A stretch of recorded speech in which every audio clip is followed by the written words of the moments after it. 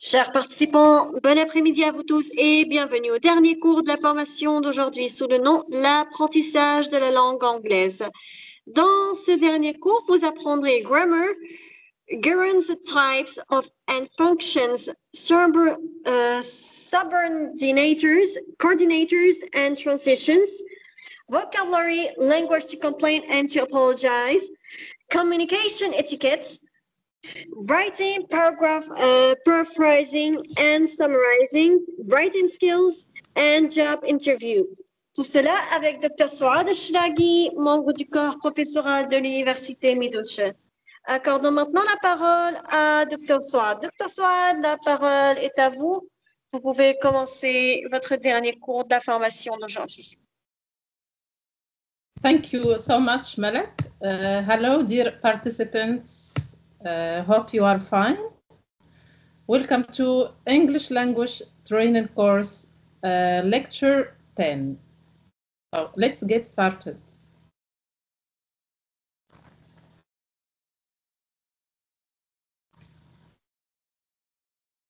As you see, so this lecture will be divided into 3 sections.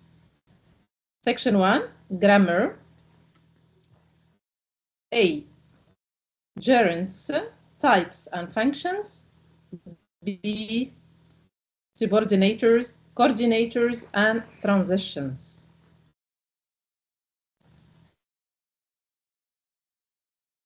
Part 2, vocabulary.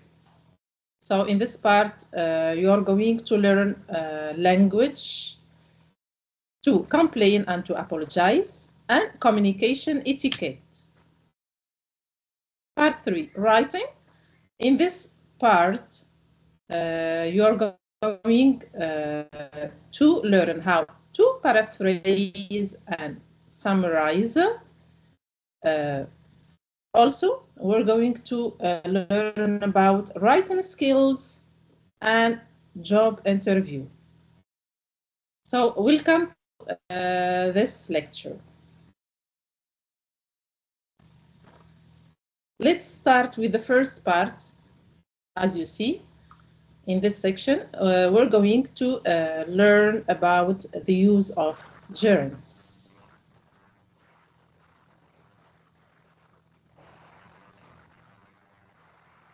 1, types of gerunds. Of course, there are several types of gerunds. Simple gerunds, verb, ing, perfect gerunds, having plus past participle, passive gerunds, been plus past participle, negative gerunds, not plus ing, combinations, negative, perfect, negative, perfect, passive. So let's start with the simple gerunds.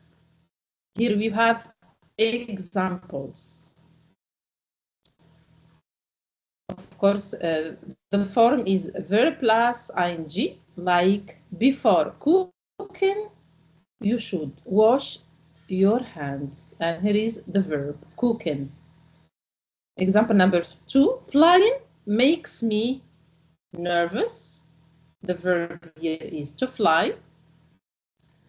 Third example, the main problem today is rising prices. And here is the verb rising, okay?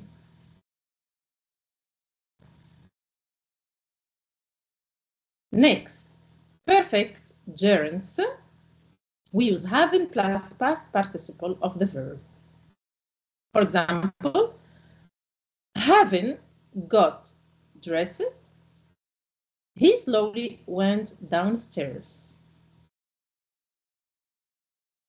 Next example, having finished their training, they were fully qualified doctors. As you see, we use having plus past participle of the verb to finish, which is finished. As you know, finish is a regular verb, so we simply add ed when we use it as a past participle, of course. Next, having worked, in the hotel industry for many years. 2 years ago, she decided to return to full-time study. Now, here you have the perfect gerunds, having plus past participle of the verb to work, worked. I move on to next example. Having spent over 100 euros on repairs, she wasn't expecting any more problems. Also here you have a perfect gerund form. We use having plus past participle of the verb to spend, which is spent. I continue. So perfect participle clauses show that the action they describe was finished before the action in the main clause. Perfect participles can be structured to make an active or passive meaning.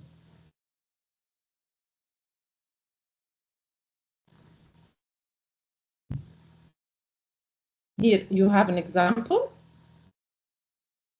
Having lived in Rome for several years, I can tell you it's a good place to raise kids. Which means here I lived in Rome for several years. I can tell you it's a good place to raise kids. Another example, so having read, and read is the past participle of the verb to read. So having read the report, I can give you some suggestions.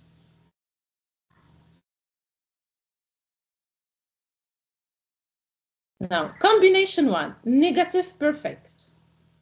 Example, not having read the report, I can't give you any suggestions.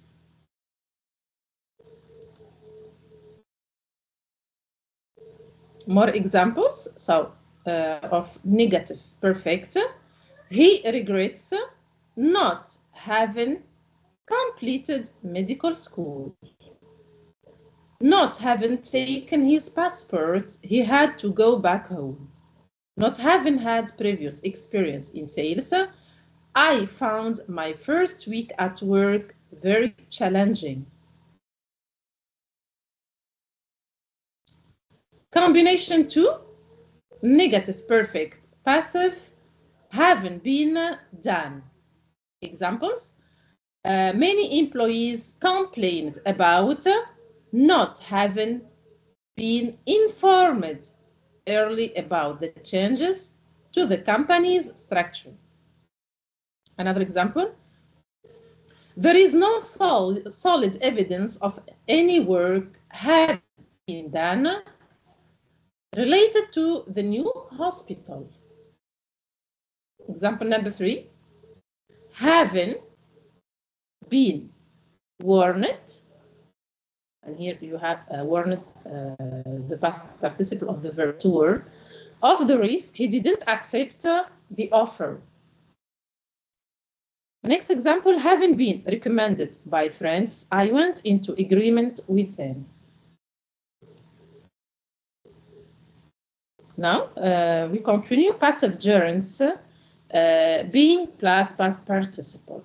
Example, I absolutely despised being given menial tasks with limited responsibility just because I was an intern. Example number two, nobody likes being rejected. Okay, I saw him being taken to hospital. And taken here is the past participle of the verb to take, which is an irregular verb. I continue, so being motivated by the financial incentives. They worked overtime without complaint. Next, I look forward to being interviewed on the current affairs program. Another example here. I am tired of being taken for granted and expected to do all the housework.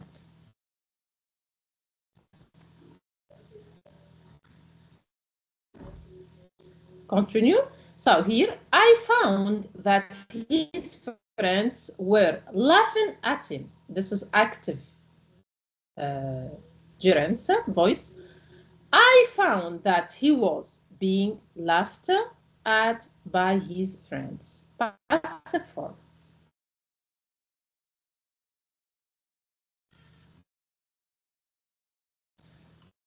Negative gerunds, not plus ing.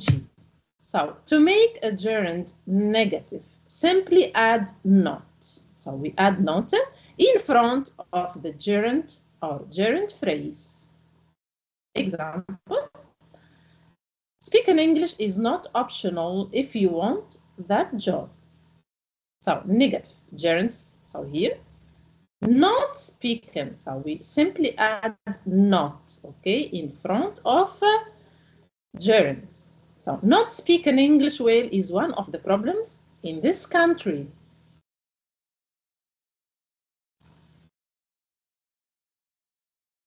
Another example, so Jack turned down the internship in London, not realizing what an interesting experience he was missing. Okay, so here you have not plus verb plus ing. Negative gerunds here, common errors or mistakes. Example, so do not do homework will affect a student's grade. So of course this is wrong. I correct.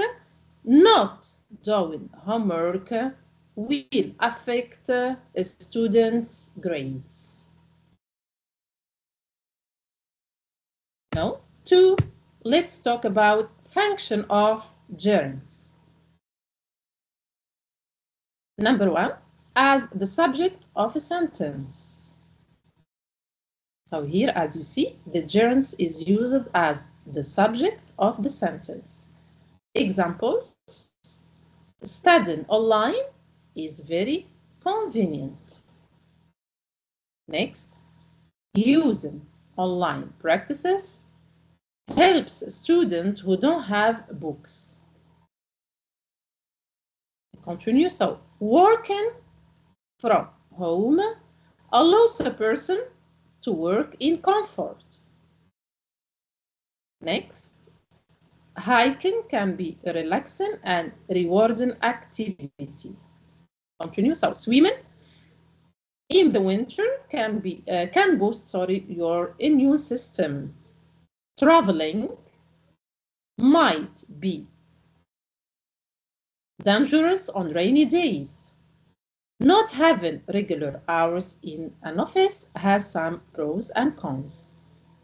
Not using a computer will cause a waste of time.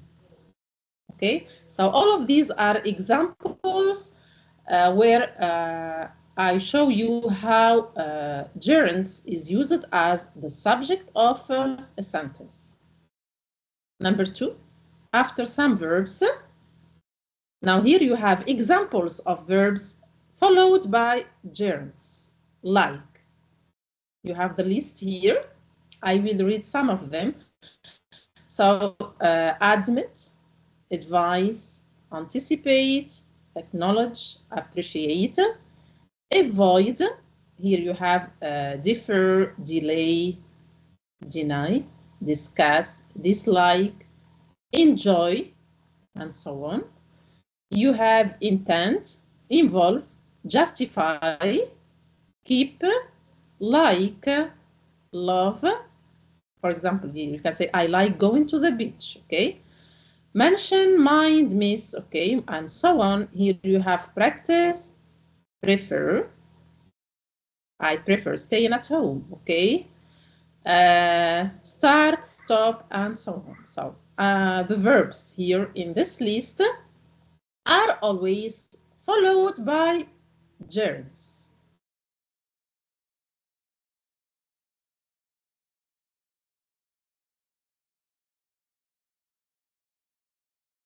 I give you these examples. So, I really enjoy being, okay, in charge of a large group of people. So here you have the verb to enjoy, and as you see, this verb is followed by gerund. I prefer listening. You have the verb prefer to, okay? So I prefer listening, so the verb takes ing form after the verb to prefer. I prefer listening to the news on the radio than watching it on TV. Another example, the manager, the verb is to postpone, so postpone it, handing in her notice until the following week. Also, the gerund is used to indicate an incomplete action, okay? Examples, here you have feel plus object. Here, plus object. Over here, plus object. Listen to, plus object. See, plus object. Notes, plus object. Watch, plus object. I give you some examples. So, I saw Betty given her speech. So this means I saw part of it. It's an incomplete action. If I say here, I saw Betty give her speech. So this means I saw all of it. You see the difference here, okay? Another example, I heard them discussing the new project. This means I heard part of the discussion. I heard them discuss the new project. This means I heard the whole discussion. Also, the gerund is used after these prepositions or verbs followed by prepositions and gerund. Here you have examples. We say complain about, concentrate on, confess to, depend on, disapprove of, discourage from, dream about, feel like, forget about, insist on, object to, plan on, prevent from, refrain from, succeed in, talk about, think about, worry about, okay? So here, of course, these verbs are followed by preposition and gerund. So please keep in your mind. Keep them in your mind, okay? I continue. So, prepositions which come after certain adjectives and verbs are followed by the gerund. Example, she was keen on setting up her own business in the next few years. After a few weeks of my internship in the office, I grew tired of making. Okay, here you have, of course, verb followed by ing, okay? Coffee and photocopying documents for everyone else. Another example, so he's finally succeeded in getting hold of his line manager. The majority of interns complained about not receiving any additional training.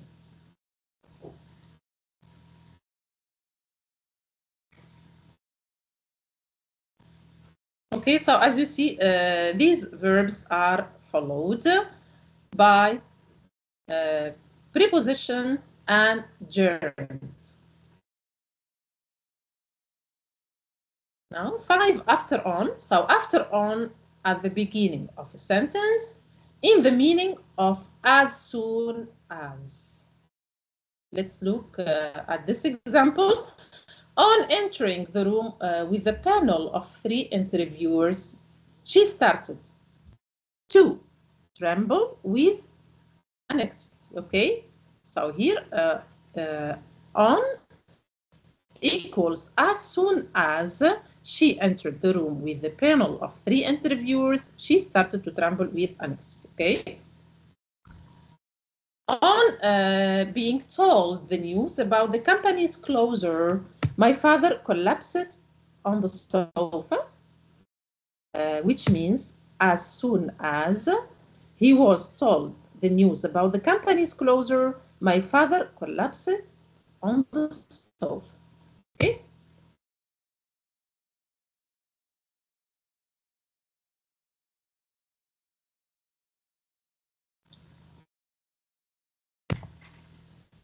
Now 6, in complex sentences. In complex sentences where the subject is the same in both clauses. To show the sequence of events. Let's look at this example. Turning left into Christchurch Road, we saw our new office premises in central Bournemouth after, which means after we turned left into Christchurch Road, we saw our new office premises in central Bournemouth. We can also use the perfect ing form when we want to emphasize that one activity finished before the other. For example, having finished the report, Sarah switched off her computer and left the office, which means after finishing the report, Sarah switched off her computer and left the office. So here in this example, you have an activity finished before the other, okay?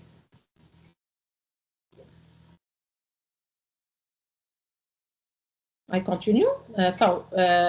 In complex sentences to indicate cause and effect. Now, cause and effect relationship.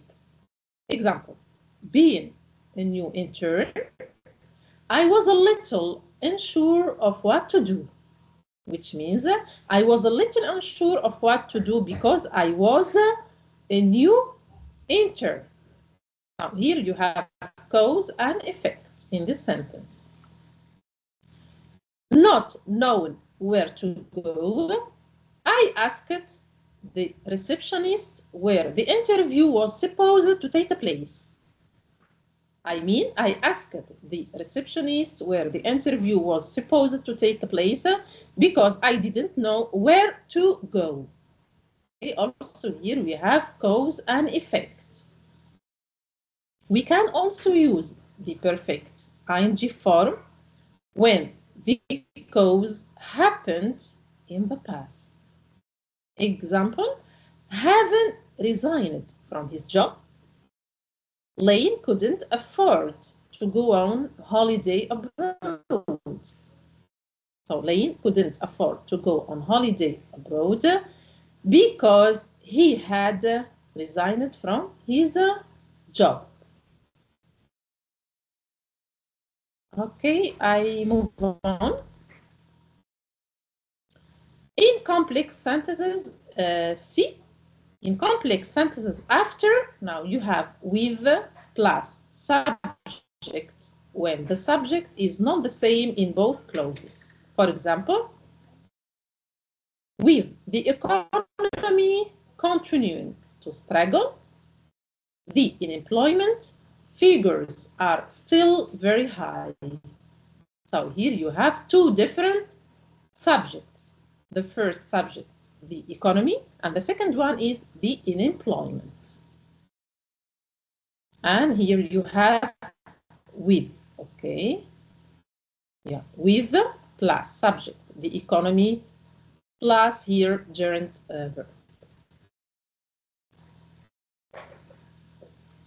The gerund is also used after certain expressions such as waste of money or time, can't help, can't stand, have difficulty in, it's not worth, it's no good, it's no use, spend, waste, lose time or money, there is no point in. Okay, so these expressions are always followed by gerunds. Example number 1. It is not good applying for jobs you haven't got the relevant experience for. For the first month, the new employee had difficulty in fulfilling his duties. Next example, Robert spent hours trying to revise his CV.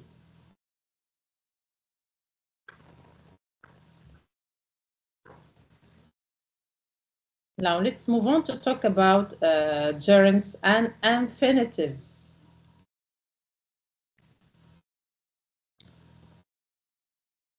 Gerunds are formed with ing. Example, walking, talking, thinking, listening. And infinitives are formed with to, like to walk, to talk, to think, to listen. Both gerunds and infinitives can be the subject of a sentence. Example, writing in English is difficult. Oh, and to write in English is difficult. Both gerunds and infinitives can be the object of a verb. Example, I like writing. So here, writing is used as the object of the verb to like. I like to write in English, and to write, the infinitive form here is used as the object of the verb to like. But only gerunds can be the object of a preposition. Example, we're talking about writing in English. Okay. It is often difficult to know when to use a gerund and when to use an infinitive. These guidelines may help you. As you see here, gerunds are often used when actions are real, concrete, or completed. For example, I stopped smoking. So here, the smoking was real and happened until I stopped. Infinitives are often used when actions are unreal, abstract, or future. Example, I stopped to smoke. So this means I was doing something else and I stopped. The smoking had not happened yet.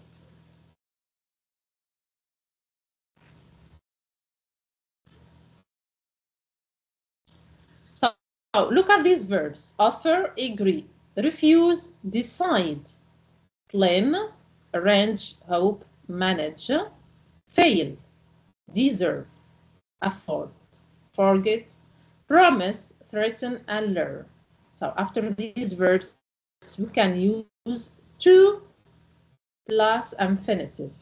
Example, it was late, so we decided to take a taxi home.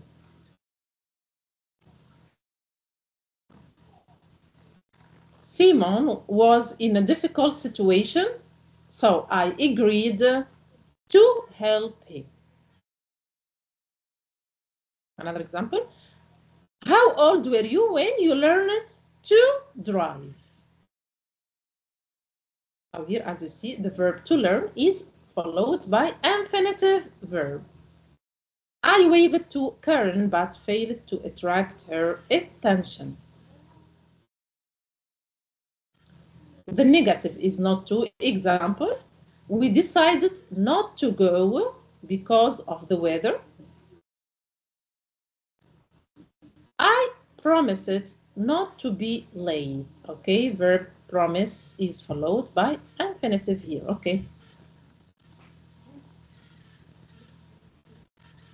After some verbs, to is not possible. For example, enjoy, think, suggest.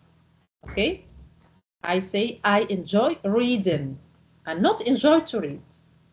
Tom suggested going to the cinema and not suggested to go. Are you thinking of buying a car? And we never say not thinking to buy, okay? We also use to after seem, appear, tend, pretend, claim. Examples? They seem to have plenty of money.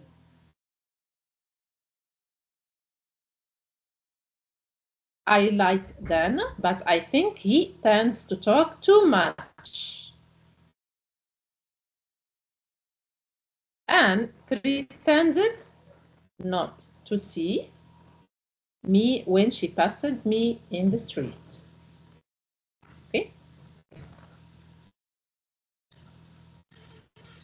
There is also a continuous infinitive to be doing and a perfect infinitive to have done.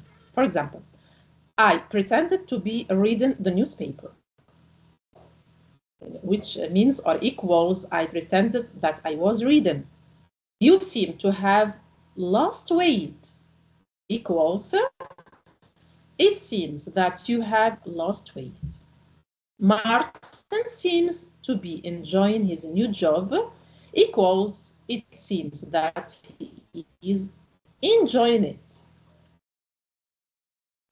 I continue. So after some verbs, you can use question word, what, whether, how, and so on, plus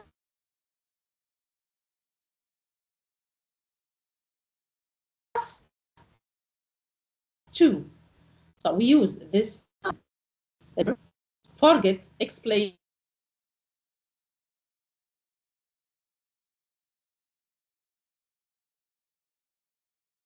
to the stage.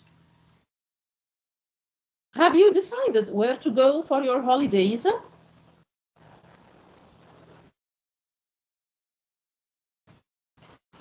I don't know whether to apply for the job or not. Do you understand what to do? Also show, tell, ask advice, teach somebody what, how, where to do something. Example, can somebody show me how to change the film in this camera? Ask Jack, he'll tell you what to do. It's okay. I move on. Some verbs are followed by ing and some are followed by to. So here you have the list of verbs usually followed by ing. And of course, you should know them by heart. Examples: admit, avoid, consider, deny, enjoy, fancy, finish, imagine, keep on, mind, postpone, risk, stop, suggest. So these verbs are usually followed by ing form. Here you have the list of verbs usually followed by to, like afford, agree, arrange, decide, deserve, faith, forget, hope, learn, manage, offer, promise, refuse, and threaten. Okay.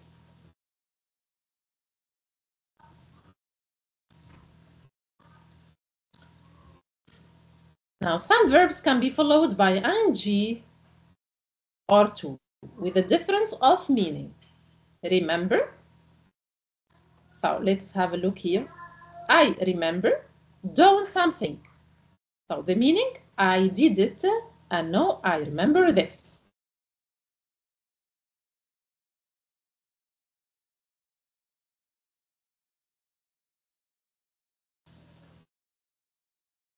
I remembered that I had to do it, so I did it.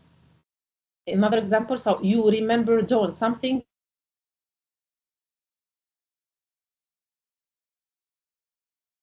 after you have. Example, I know I look at, which means I look at, and now I remember this. So look here, I remember to look the door, but I forgot to shut the windows.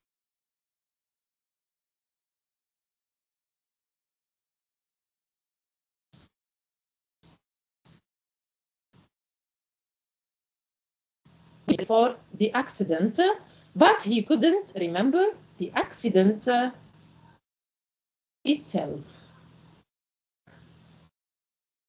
Here, please remember to post the letter. Equals, don't forget to post it.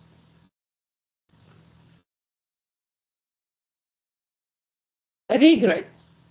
Example, I regret doing something, which means I did it, and now I'm sorry about it.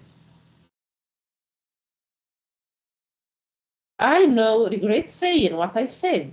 I shouldn't have said it. It began to get cold, and he regretted not wearing his coat. Here, I regret, we use regret plus to plus infinite. I regret to say, to tell you, or to inform you equals, I'm sorry that I have to say. From a former lecture example, we regret to inform you that we cannot offer you the job.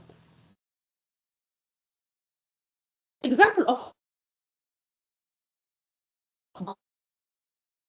go on now. So go on doing false contract talking.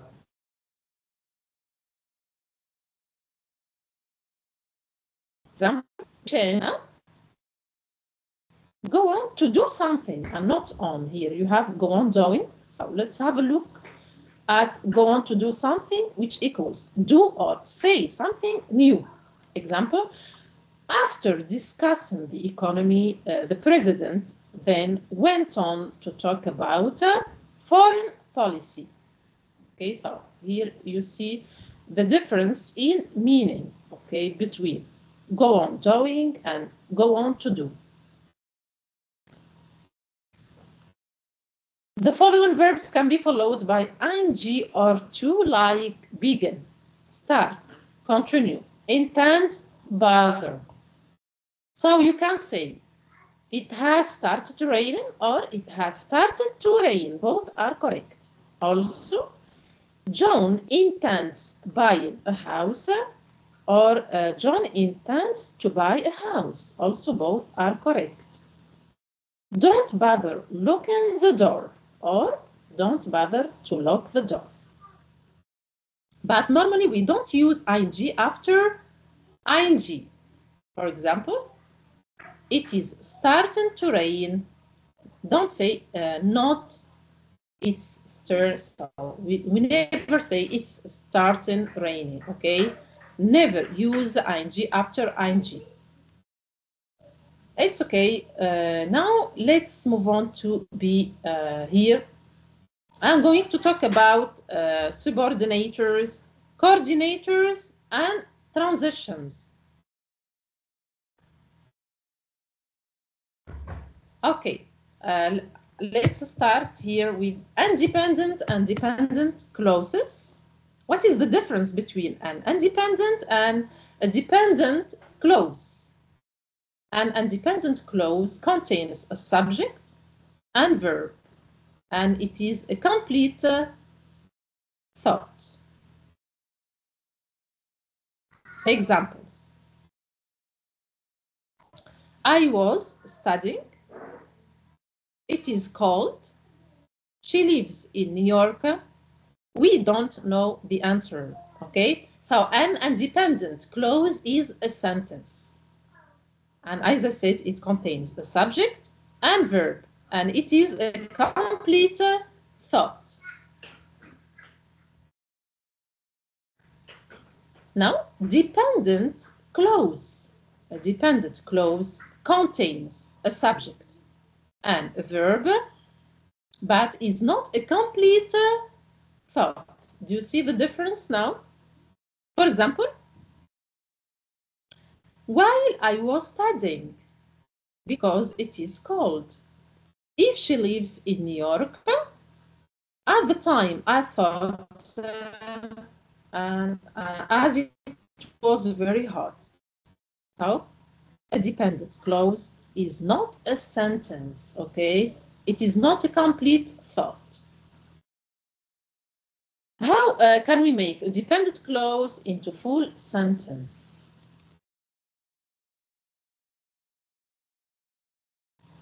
Independent clauses. So we need an independent clause to make these into complete sentences. Example, while I was studying, so this is dependent clause.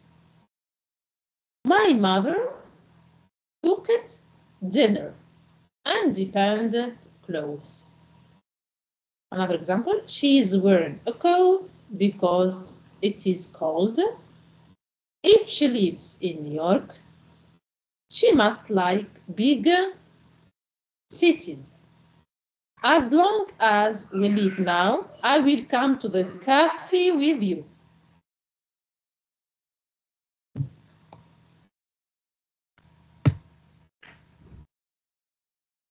Continue. Let's talk about subordinators now. Dependent clauses begin with subordinators. I define subordinator as a word or phrase such as before, because, although, if, in case, and while. For example, if I won the lottery, I would buy a new house. So if the subordinator is at the beginning of the sentence, as you see, there is always a comma after the dependent clause. Okay, here is the comma after the dependent clause. So this is a dependent clause. This is a subordinator, and this is a comma. Okay. I would buy a new house if I won the lottery. Now here, as you see, if the subordinator is in the middle of the sentence, no comma is needed because it's in the middle of sentence.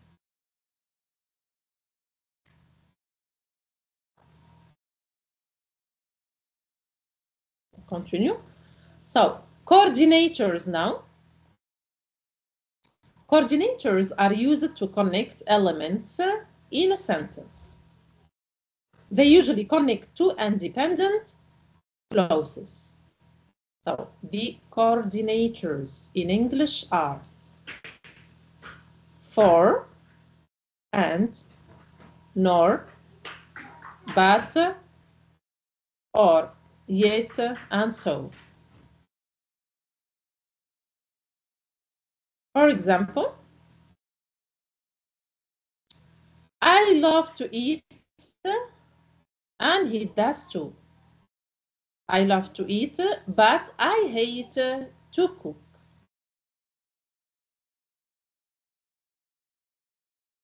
Coordinator structure. So when a coordinator connects to independent clauses, place a comma before the coordinator. For example, I love to eat. So this is a complete sentence. Comma, coordinator, but I hate to cook. This is another complete sentence. So here you have two independent clauses, okay? When a coordinator connects two phrases or words, don't use a comma. For example, I went to the supermarket and bought milk.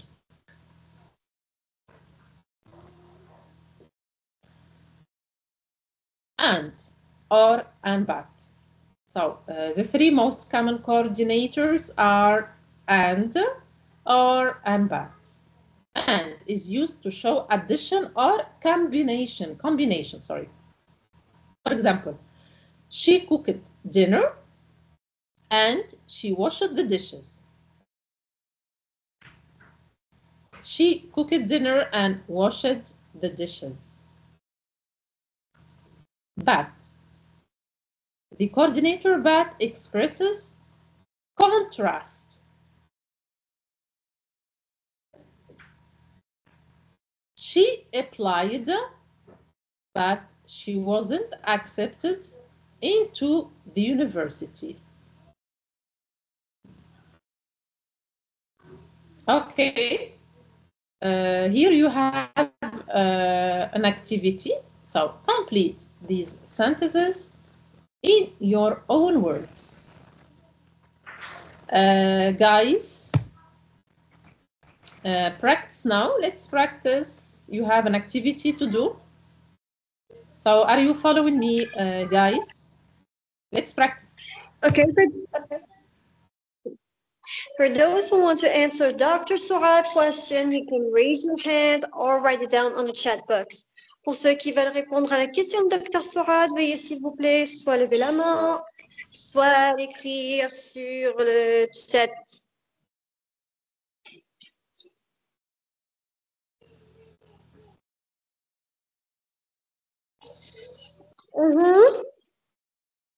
Who wants to answer? Qui veut répondre? Qui veut répondre?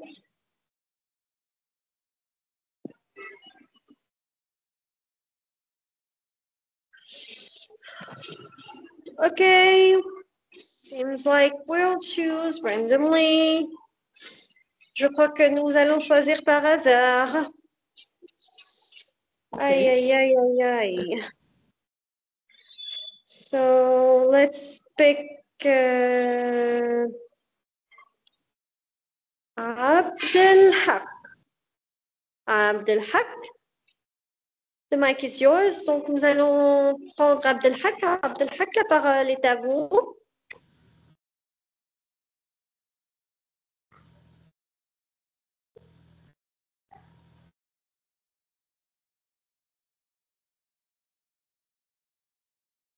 Oui, bonjour. Good morning. Hello, welcome. Hello. Yeah. Okay, Abdelhak. Okay, so can you do the first example?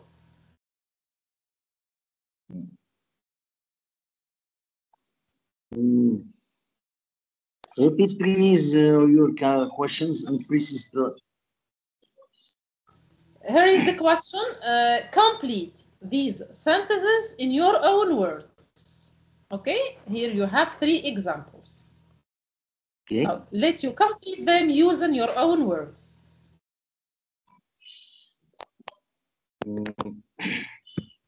But where is example number 1? Here's my example number 1. Moment. Okay. Let's say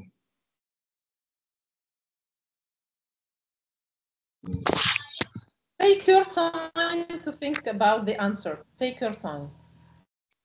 Okay, until Abdelhak come back with the answers, we'll pick up Atia, who already answered in the comment.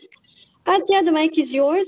Donc, jusqu'à l'arrivée et le réfléchissement d'Abdelhak, nous allons prendre Atia. Atia qui a répondu à partir des commentaires. Atia, la parole est à vous.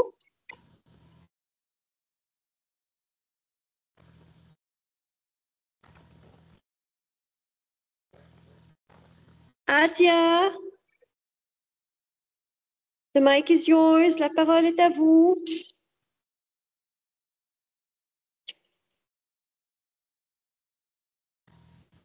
Okay, no problem. Let's read her answers. She exercises every day, but she didn't lose her weight. Doctor? Yeah, okay. He studied hard, but he does not pass his exam. Also Atia.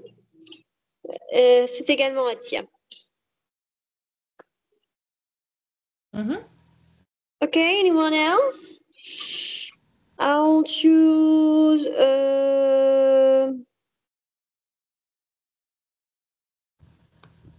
I have a problem. No problem, Atia.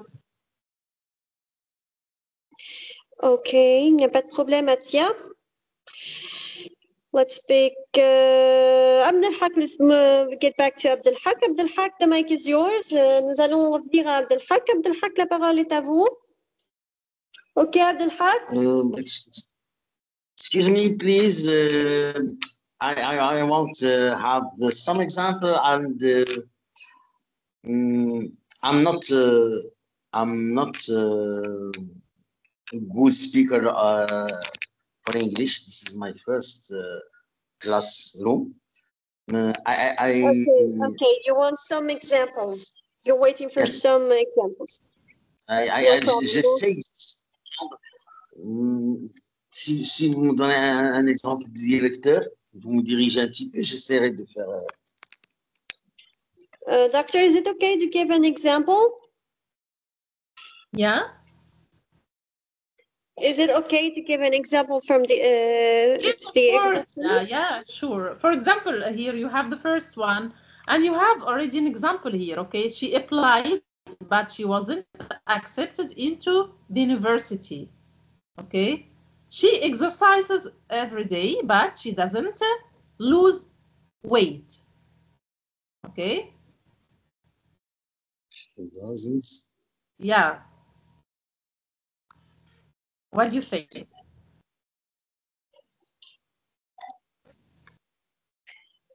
Okay, until Abdelhak come back, let's pick another student jusqu'à l'arrivée d'Abdelhak. Merci pour votre participation. Nous allons choisir un autre participant. Nawal. Nawal, the mic is yours. Nawal, la parole est à vous. Yes, thank you. Hello. Hello. So she exercised every day, but she failed. She failed. Yes. Here, look at the context here. She exercises. I mean, she here working out. Okay, she works out here. She practices sports. Okay. Ah. Yeah. So she, but she can't lose weight. Next, he studied hard, but she doesn't lose weight. He studied hard, but he don't get the university he wants. Simple past here. He studied hard, but he didn't get.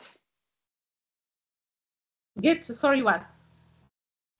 He didn't get the university he wants, or access to the university he wants. Yeah, you can also say he studied hard, but he didn't pass the exam. He didn't pass the exam. Yeah, okay. So next example, you have, but her brother doesn't. She traveled. She traveled abroad. She likes. You can say she likes Traveling. Yeah, but her Traveling. brother doesn't. Yes. Okay, thank you so much. Thank you to you too. Yeah.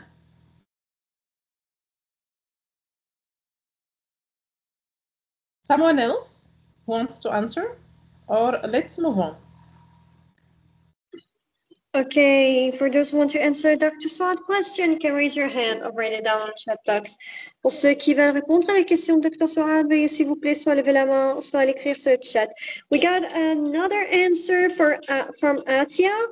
He goes to university, but her brother doesn't. Okay, nice example too.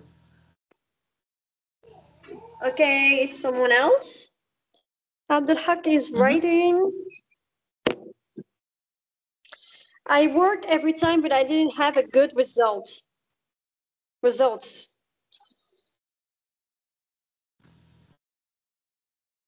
Abdelhak. I work every time, but I didn't have a good results.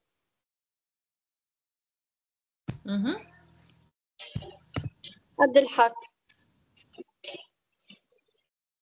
Okay, anyone else? Les autres? Quelqu'un d'autre? Non?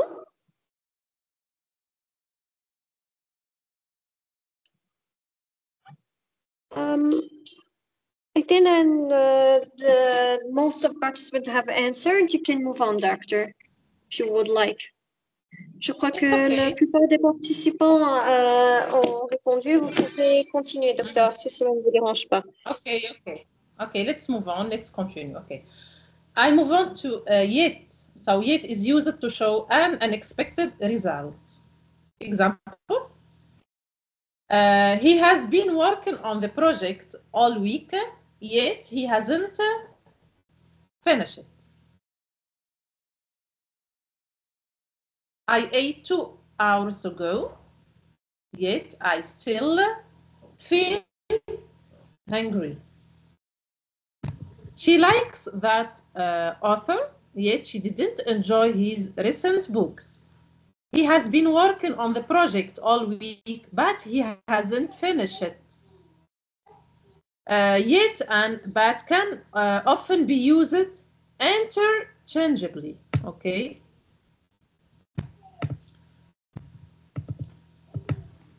Now, the coordinator or expresses choice. For example, would you like coffee or tea? Do you see Mehmet or Aisha? Would you like either coffee or tea? The coordinator or is often used with the word either. I like neither football nor basketball. The coordinator nor is often used with the word neither, okay? Which means I don't like football and I don't like basketball. So we say I like neither football nor basketball. So is used to show the result of an action. For example, she didn't like her job, so she quit. No one understood the question, so I repeated. Okay, matching exercise. Match the beginning of the sentence with the end. Back to practice, guys. Here you have another activity to do. So let's start. Who wants to start? I'm waiting for you, guys. For those who want to answer Dr. Saad's question, you can raise your hand or write it down on the chat box. Pour ceux qui veulent répondre à la question de Dr. Saad, veuillez s'il vous plaît soit lever la main, soit l'écrire sur le chat.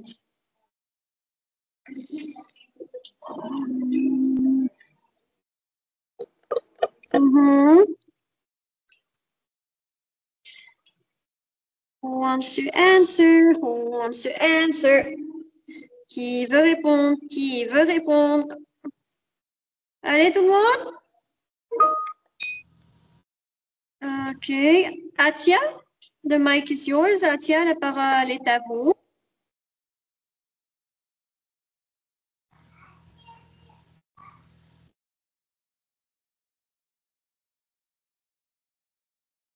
Yeah? Atia. Atia, the mic is yours. Okay, Fadi, he ate fast food, so he gained weight. Mina, okay. Okay, Mina, you want to complete the exercises? You should raise your hands, but that's okay. Donc, vous voulez continuer l'exercice, vous devez lever la main au moins, mais c'est pas grave. Mina, la parole est à vous. Mina, the mic is yours. C'est parce que j'ai pas le bouton lever la main, c'est pour ça. Bonsoir. He ate fast food every day, so he gained weight. Mhm. He is very talented, Yeah. so he will find a job easily. Mhm. It's raining outside, so let's stay in. He Yeah. didn't listen to his parents, so he was punished. Yeah. So he ate fast food every day, so he gained weight.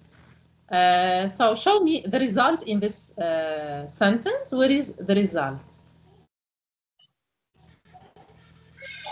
He gained weight. Okay, nice.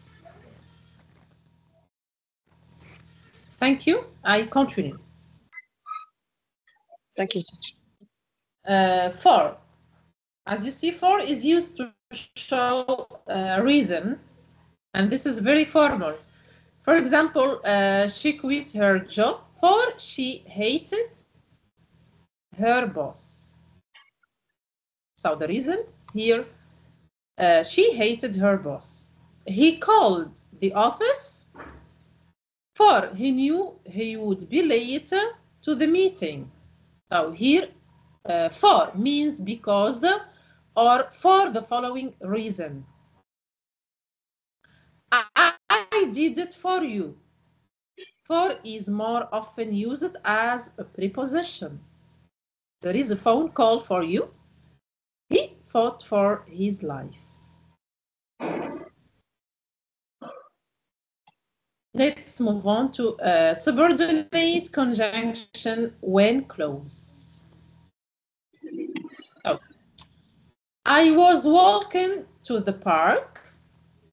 It started raining.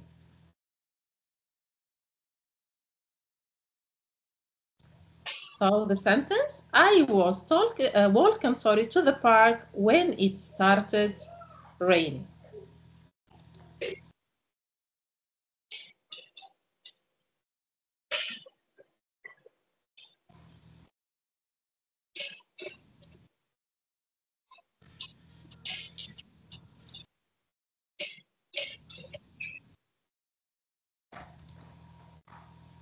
Who wants to do example number 2?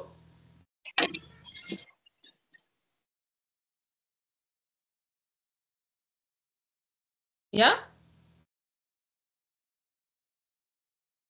We were playing video games and Dad came home. So complete the sentence.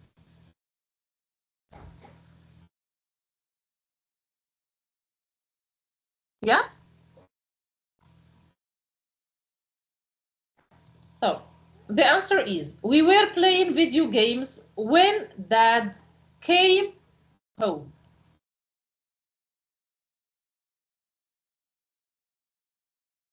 Or we can say, when Dad came home, we were playing video games. Here you have another example. Okay, sorry for interrupting you, doctor. So, Abdul Haq, I want to practice as for so I. Mina, Dad came home when we were. Yeah, let's do this example, guys, here. Example number 3. Who wants to answer? Let's. For those who want to answer Dr. Suad's question, you can raise your hand or write it down on the chat box. Pour ceux qui veulent répondre à la question de Dr. Suad, veuillez s'il vous plaît soit lever la main, soit l'écrire sur le chat. So, okay, there's Atia. The student when the teacher. Mina playing video games.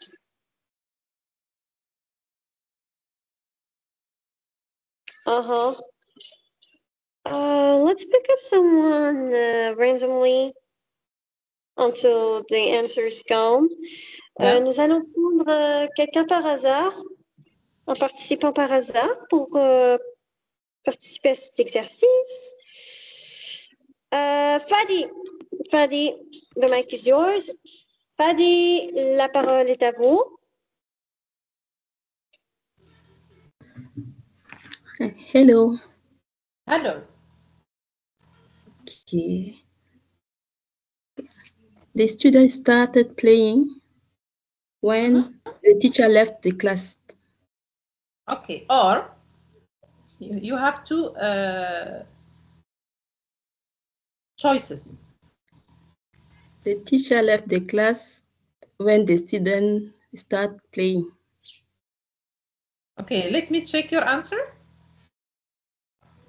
So, when the teacher left the class, the students started playing.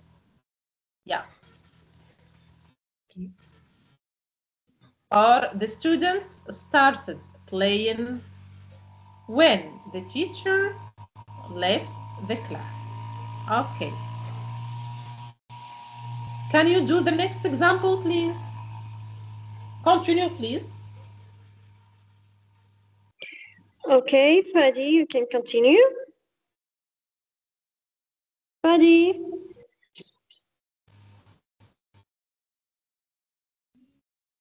Santa came down the chimney when the boy was sleeping. When the boys were sleeping, Santa came down the chimney. Chimney. Chimney. Okay. I check your answer. So, can you read it?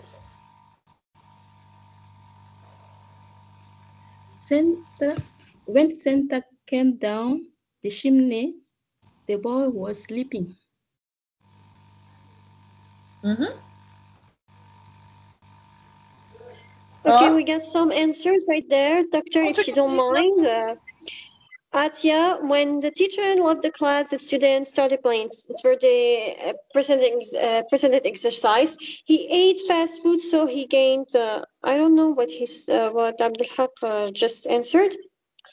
Nous avons des réponses, donc nous allons les lire. Je ne sais pas ce que Abdelhak vient d'écrire, mais bon. Atia, when the boy was sleeping, Santa came down the chimney. There is a question from Nawal. Il y a une question de Nawal. Can we use while the boy was sleeping, the Santa came down the chimney?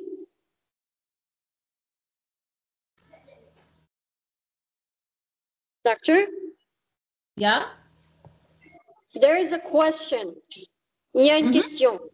Yeah. Can we use while the boy was sleeping, the Santa came down the chimney? You mean when to use while in the sentence? No, can we use while in this exercise? Can we use while the boy was sleeping, the Santa came down the chimney? Of course, yeah. Sure, because when and while are both used to show two actions that are happening at the same time, okay? So here you have, we have two actions happening at the same time.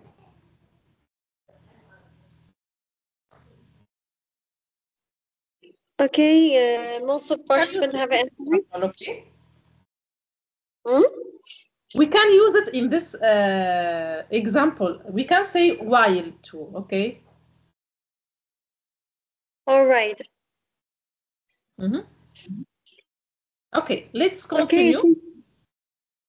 Yeah, we can continue, doctor. Now, let's move on to vocabulary here, part 2, vocabulary A, language to complain and to apologize.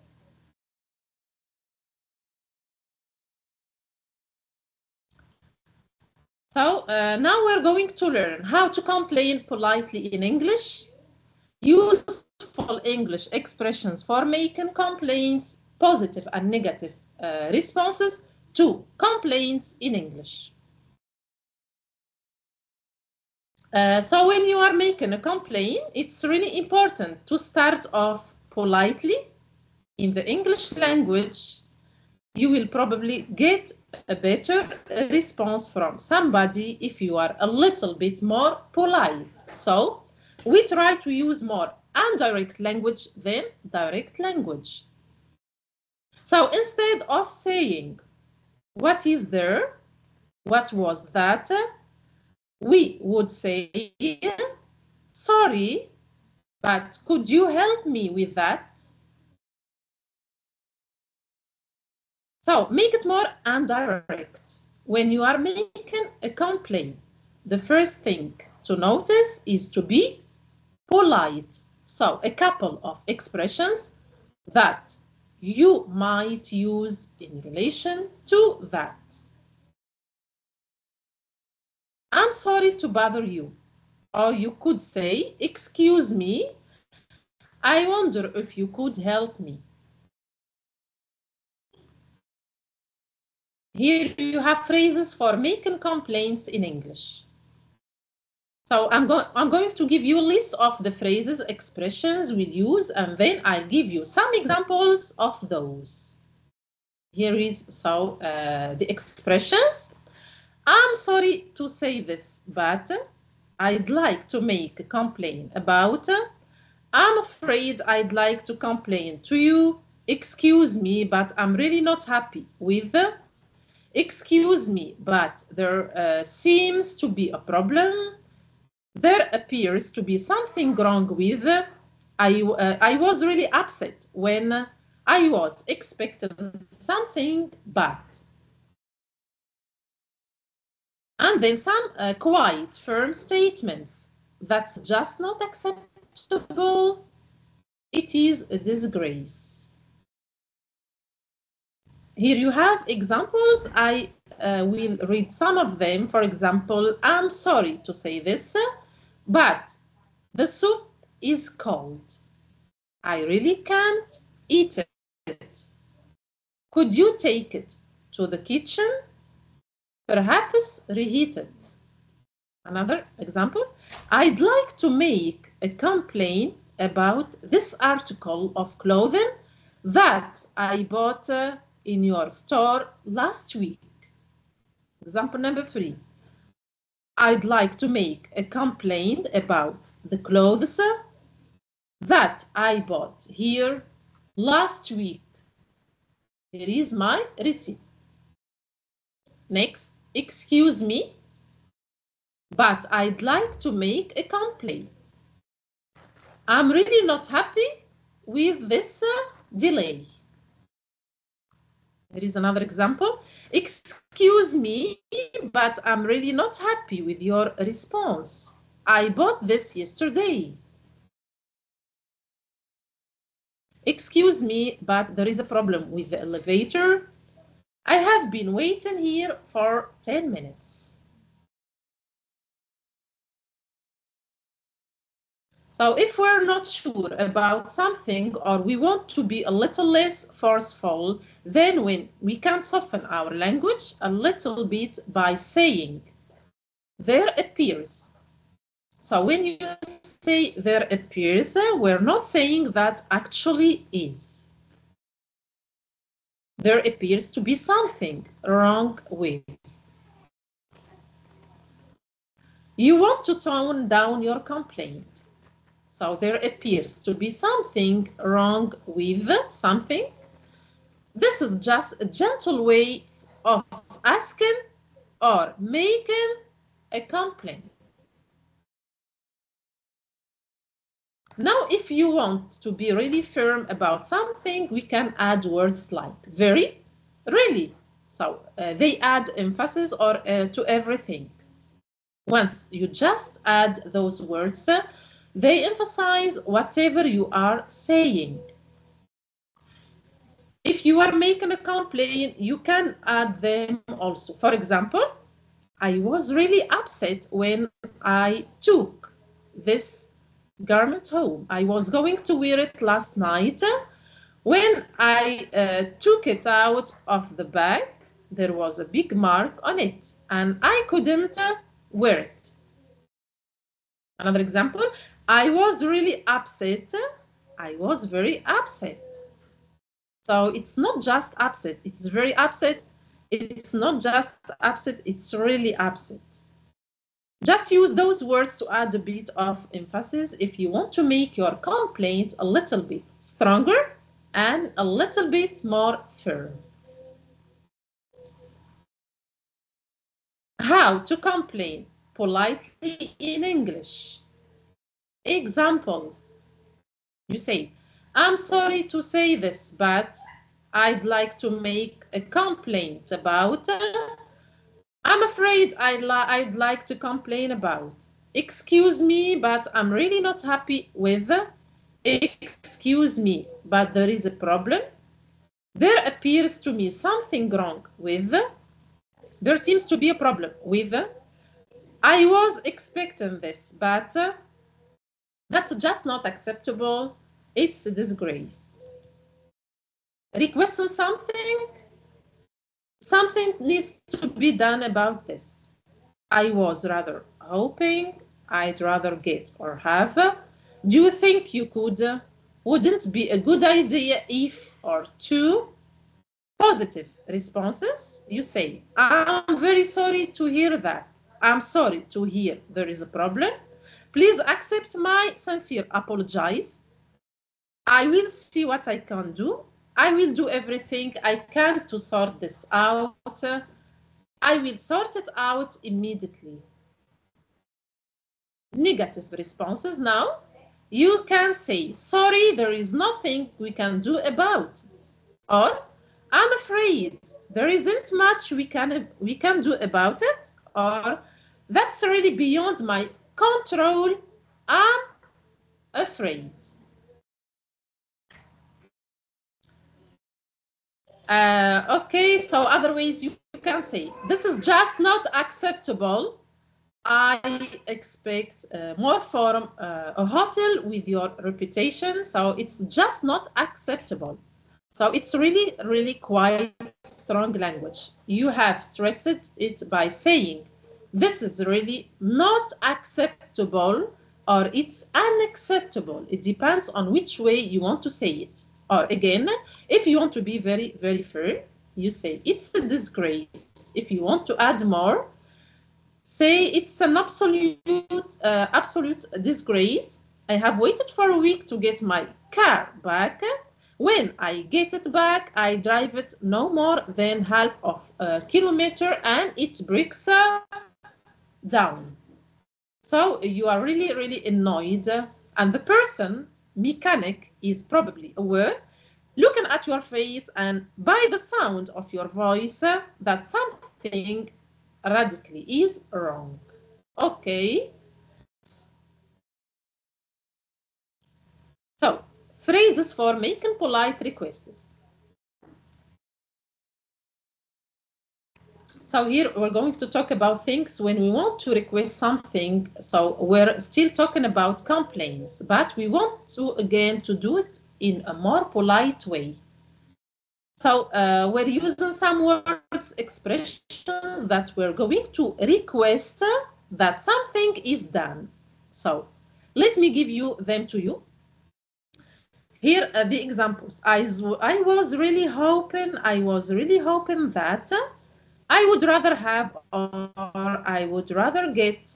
Do you think you could? Something needs to be done about this. Wouldn't be a good idea if or to. So you are making suggestions or requests that you want to a certain action to happen so that your problem or your complaint will be resolved completely. So let me give you the examples now. I will read some of them. So I have rang you twice before. I have sent you some emails. Something really needs to be done about this as soon as possible. It's becoming a health issue. Something needs to be done about this soon. Here, I was rather hoping that I could just exchange it for another dress of the same value. I would rather get my money back. I would rather have it exchanged. If you want to give somebody some help in coming to the conclusion that you want, you might want to put words like wouldn't be a good idea.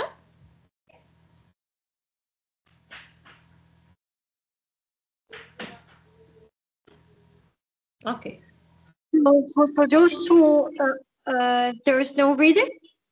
No, I continue reading, okay? So I'm explaining. So let's now talk about phrases for positive responses to complaints. Okay. So how to respond now? The first part is going to be responding in a positive way. You say, I'm very sorry to hear that. I'm sorry to hear there is a problem. Please accept my sincere apologize. I will see what I can do immediately. I will do everything that I can to sort it out, and so on.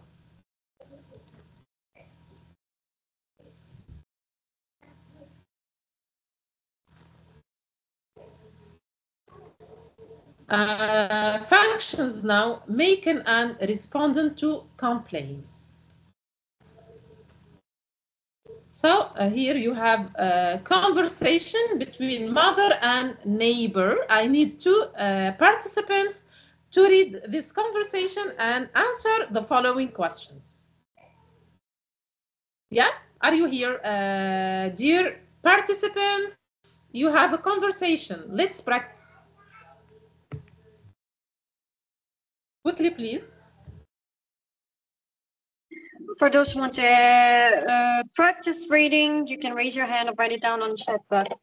You can raise your hand to be able to read. Pour ceux qui veulent pratiquer la lecture, veuillez s'il vous plaît lever la main pour avoir la parole. Doctor, how many participants do you need? Two? I need two participants, okay? The mother and the neighbor.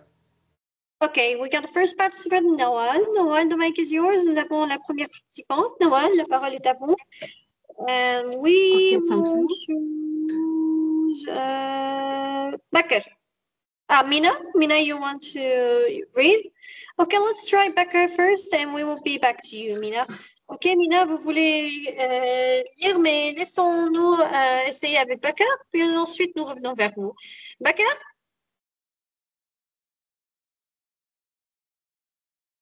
Becker? Yeah? Becker, the mic is yours. Becker, la parole est à vous.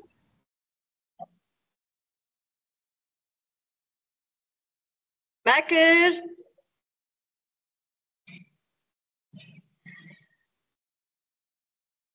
Becker? Okay, I think that we lost him. Je crois que nous l'avons perdu. We'll be back to you, Mina. Mina, the mic is yours. Nous allons revenir à vous, Mina. Mina, la parole est à vous.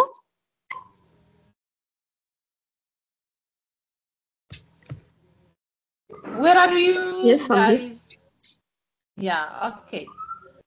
So, would you like to practice with me? Okay. Okay, so Okay, let's just Doctor, start. just focusing the rules, Doctor. Just for example, who's the mother and the neighbor? They're ready. Yeah. Vous avez leur donné leur rôle, docteur. Elles sont prêtes. Okay, you are free. Okay, so who wants to start as the mother here?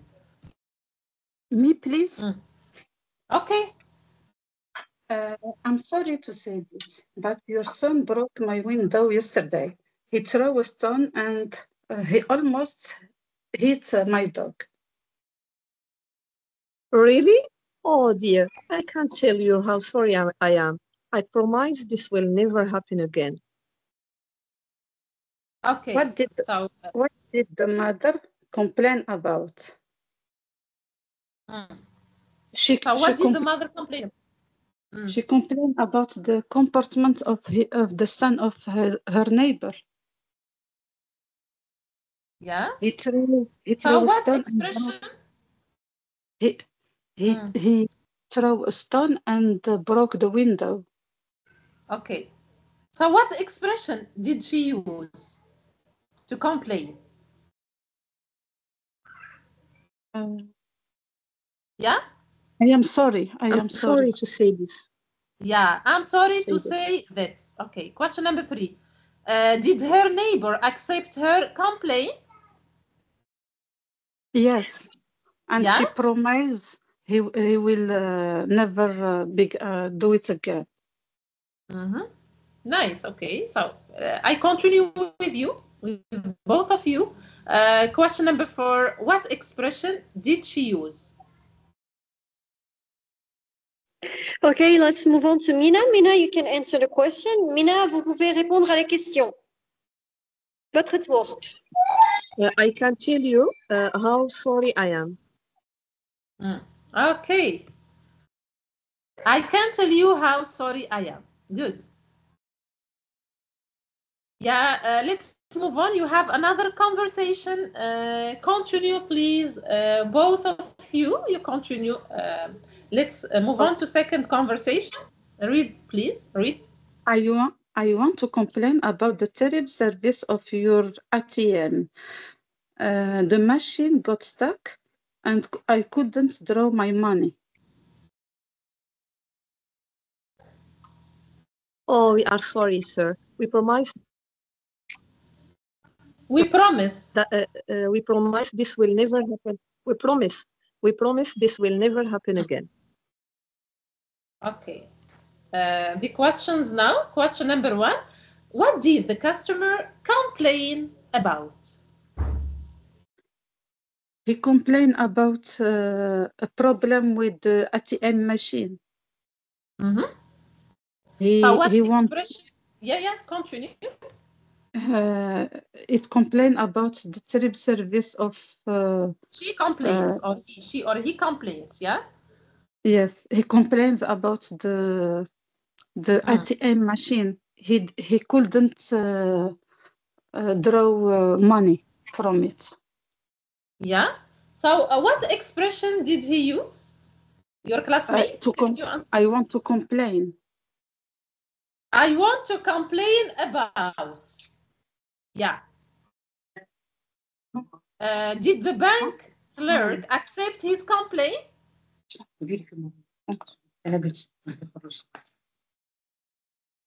Did he accept his complaint?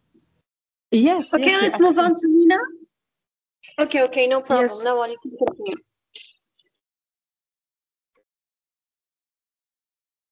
Yes, he accepts his complaint and promise this will never happen again. So what expression did she use here? The expression? Okay, let's move on to Mina, please. She was waiting her turn. Passons à Mina. Elle a vendu son tour. We are sorry.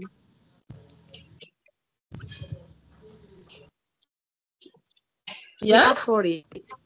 She used the expression, we are sorry. Okay, good. Third conversation, please. Okay, continue, please. Customer and store employee. Yeah, let you start. Yeah. You start reading, please. I'm afraid I've got to complain. I'm afraid I've got a complaint about the new phone I bought from your store. I found a scratch on it when I unboxed it.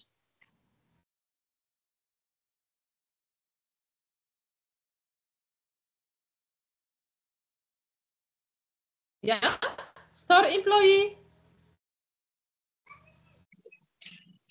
Okay, who read Okay, the I will customer? read it. Mina? I will read it. Mina, did you read the customer? Yes, I read it. I repeat. I'm Okay, afraid Noel. I've got a complaint about the new phone I bought from your store.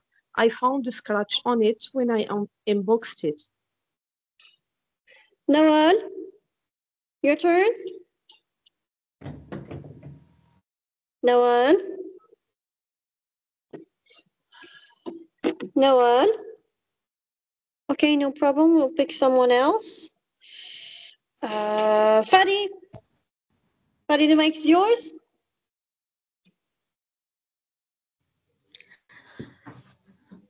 Store employee.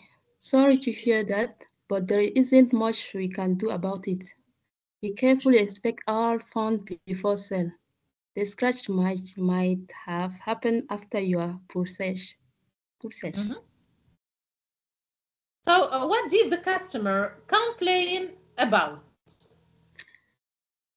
He complained about the new phone he bought from the store.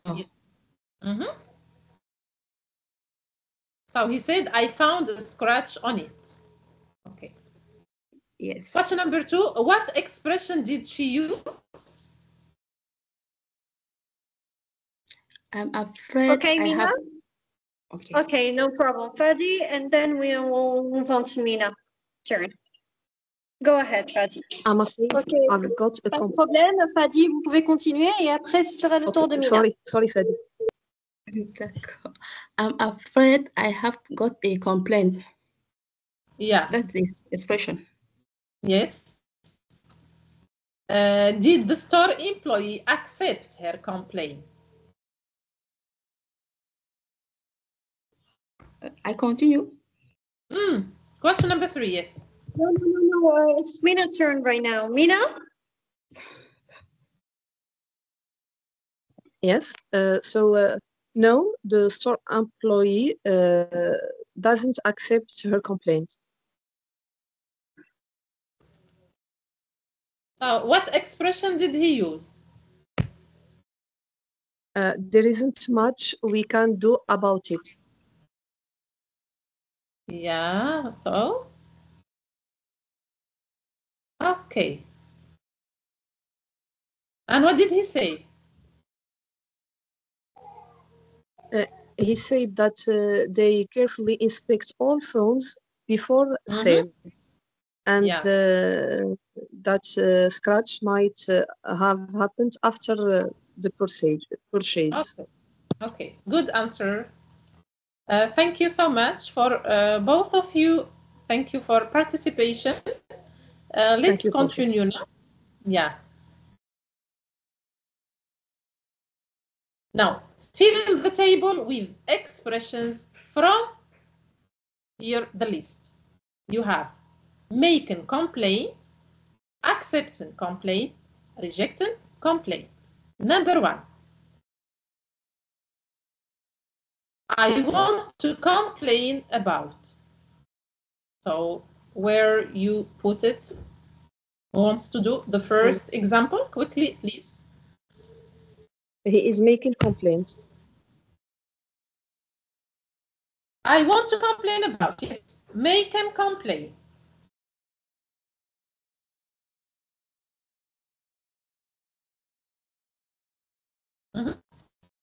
Can I read the second continue. sentence? Okay. Yeah. So sorry, there is nothing I can do about it. Rejection. Good. Complaint. Reject and complain. Continue. Number 3. I am so sorry, but this will never happen again. Accept and complaint. Yeah. Number 4.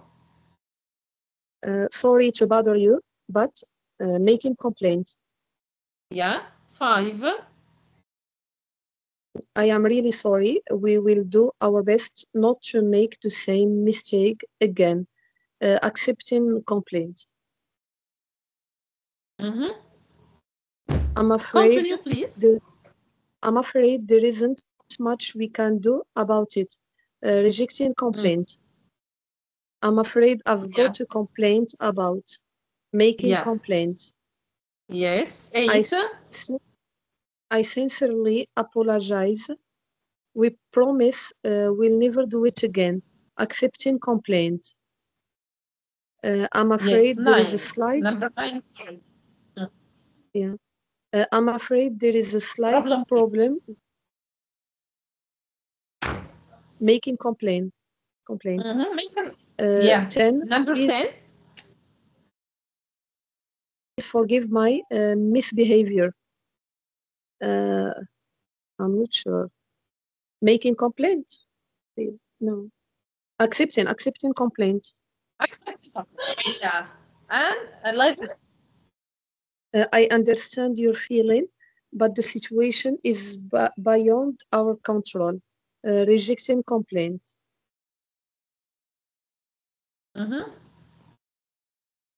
Thank you for your participation. Thank you, Professor. Let's continue now. Yeah.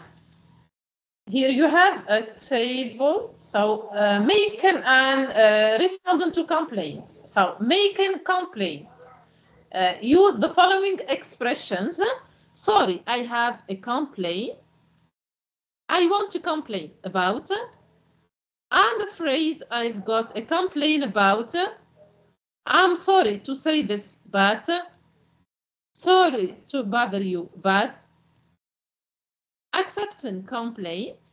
Oh, I'm sorry about that. I can't tell you how sorry I am. I'm sorry, this will never happen again. I sincerely apologize. I promise this will never happen again. Please forgive my misbehavior. Rejecting complaint. So you can say, sorry, there is nothing I or we can do about it. I'm afraid there isn't much I or we can do about it. I understand your feeling, but the situation is beyond my or our control. Okay. Now let's move on to part 2. We continue here. Let's move on to talk about communication etiquette. Communication etiquette. I will start with modern here. Communication, email, messenger, Zoom, phone. So here you have these questions. How do you prefer to communicate? How do you often communicate with? And what is the most useful and convenient way? And you choose from the list here. You have email, messenger, Zoom, or phone. So who wants to answer these questions? You have general questions about communication. Yeah? I need a participant to answer these questions. For those who want to answer Dr. Souad's questions, you can raise your hand or write it down on the chat box. Pour ceux qui veulent répondre aux questions de Dr. Souad, veuillez s'il vous plaît soit lever la main, soit l'écrire sur le chat.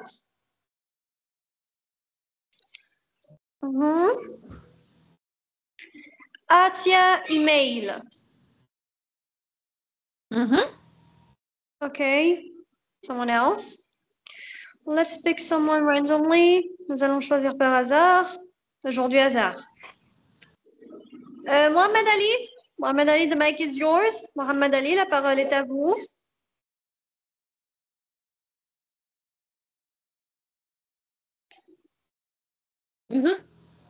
Mohamed Ali.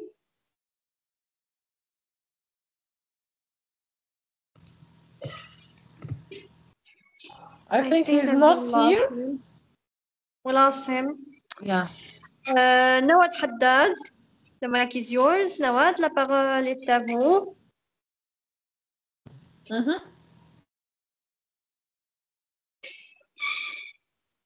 Nawad,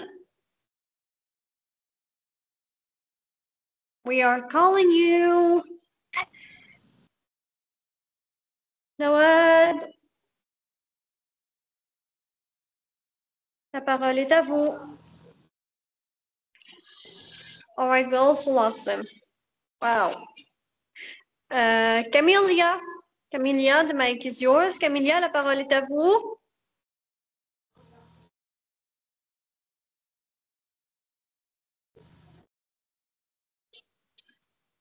It's okay. So where are you guys? Oh my gosh. Oh mon Dieu. Abdelhak, the mic is yours. Abdelhak, la parole est à vous.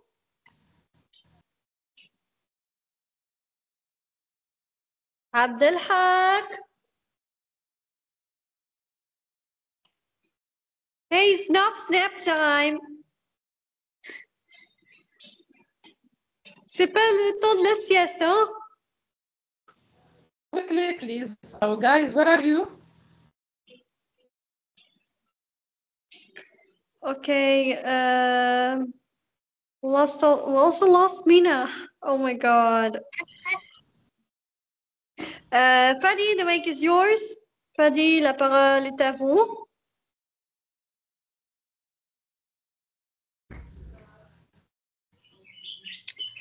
Yes.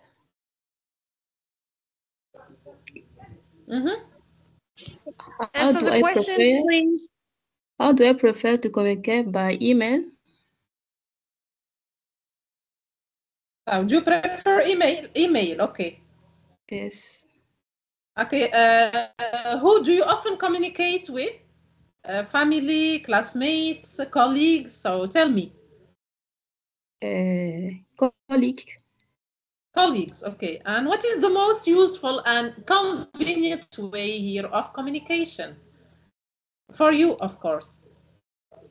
What do you prefer? Here, you have the list. Do you prefer email, messenger, Zoom, phone? What do you like? Email. Email, okay. Yes. Thank you so much. Let's continue now. Yeah. So assertive communication, assertiveness means expressing your point of view in a way that is clear and direct, while still respecting others. So here, email communication. Never use email addresses that are not appropriate for use in the workplace, such as diva@ or babygirl@. If you choose to use an exclamation point, use only one to convey excitement. Think twice before hitting reply all. No one wants to read 20 emails that have nothing to do with them.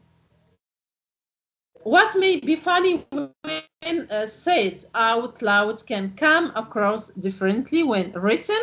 When in doubt, leave it out. Messenger. If you only know the person through social media, but have never met them, you shouldn't IM them. If the message will require the receiver to take time to think about the response, you might want to send an email or call them instead. Never send bad news via instant message. It's too casual a medium to have an important conversation, particularly one that is negative. Shortcuts are more common today, but make sure it's appropriate for you to be that informal. Zoom or Skype here. So look at the camera, looking at the computer screen will make it seem like you are looking down. But when you look directly at the camera, you will appear to be looking your contact in the eye. Mind your body language and don't gesture too much, although such expansiveness may be acceptable in person. It may be too much when you fit it all in one window. Phone. Be aware of your speaking volume. Some people just don't know how loud they are, especially when their attention is focused on the person on the other line. If you answer a call when you are meeting with others, you are basically telling the person you are meeting that someone else is more deserving of your time than theirs. Don't place your phone on the table when meeting someone. Otherwise, it looks like ready to drop them and connect with someone else. If you must put someone on speakerphone, make sure you immediately let them know who else is in the room with you. Okay, now I move on to part 3, writing, paraphrasing and summarizing.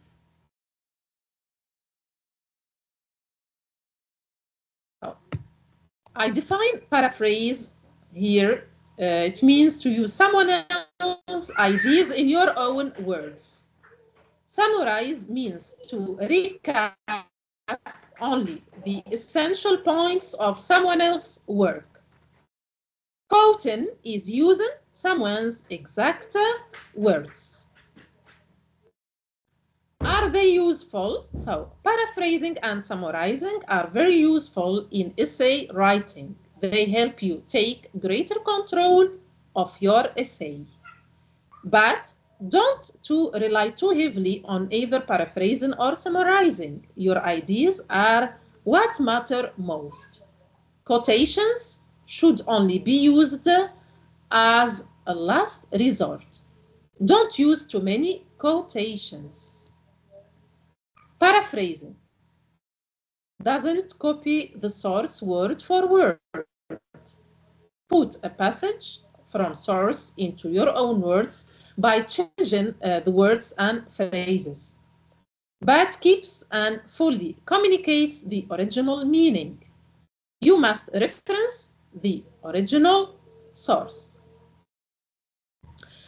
How to paraphrase now? So read the source carefully. It is essential that you understand it fully. Identify the main points and keywords. Close the original text and rewrite it in your own words. Check that you have included the main points and essential information. Paraphrases should sound like your work. Example, using vocabulary and sentence structures that your reader would recognize as your work. And don't simply change some words by using synonyms. When to paraphrase now? Paraphrase short sections of work only, a sentence or two, or a short paragraph, as an alternative to a direct quotation. To rewrite someone else's ideas without changing the meaning. To express someone else's ideas in your own words. To support claims in or provide evidence for your writing. Okay. Summarizing, so don't match the source word for word. Put the main ideas into your own words, but include only the main points. So summarizing presents an overview, so is usually much shorter than the original text. It must be referenced to the original source. How to summarize now? The amount of detail you include in a summary will vary according to the length of the original text, how much information you need, and how selective you are. Start by reading short text and highlighting the main points as you read. Reread the text and make notes of the main points, leaving out examples, evidence, and so on. Without the text, rewrite your notes in your own words. Restate the main idea at the beginning, plus all major points. Now, when to summarize? So, summarize long sections of work like a long paragraph, page, or chapter. To outline the main points of someone else's work in your own words without the details or examples. To include the author's ideas using fewer words than the original text. To briefly give examples of several differing points of view on a topic. To support claims in or provide evidence for your writing.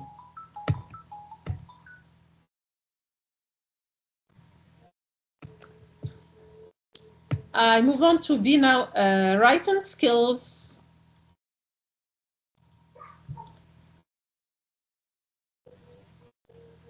As you know, so writing can be extremely challenging for all students. So let's spot some mistakes and improve our writing skills.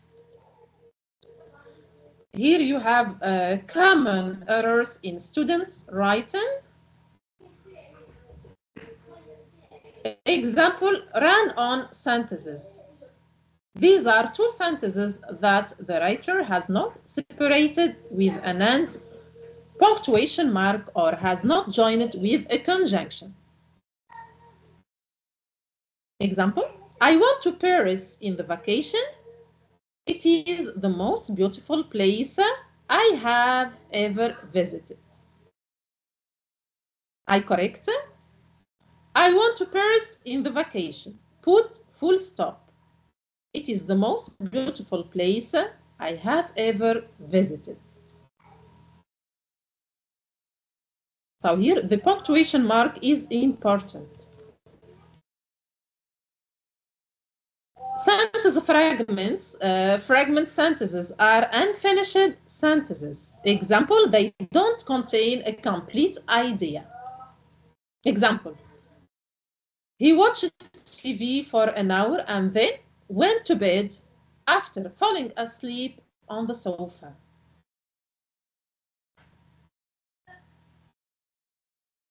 I correct. He watched TV for an hour and then went to bed after falling asleep on the sofa. Second person, avoid using the second person pronoun you. In its place, use the pronoun one. So here, incorrect. If you don't understand the meaning of the book, you shouldn't feel stupid. You won't always see everything the author wants you to see. Correct? Use one instead of you if one doesn't understand. Dangling participles. So you may have heard of them, but do you know what they're? A dangling participle is a participle that lacks clear connection with the word it modifies. So this is incorrect. Working at my desk, the sudden noise startled me. So here, working lacks connection with noise. You correct. So working at my desk, I was startled by the sudden noise. So this is the correct sentence.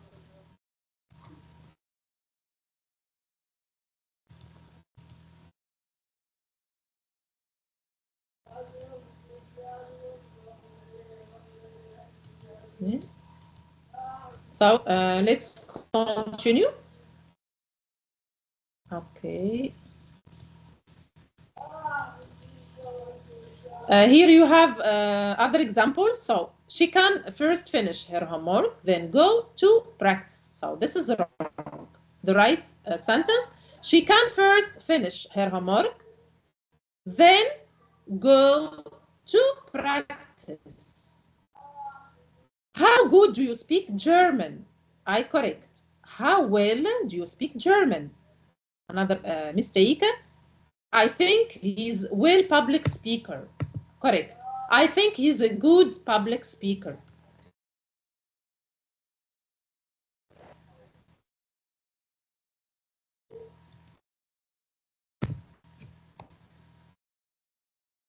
Let's continue.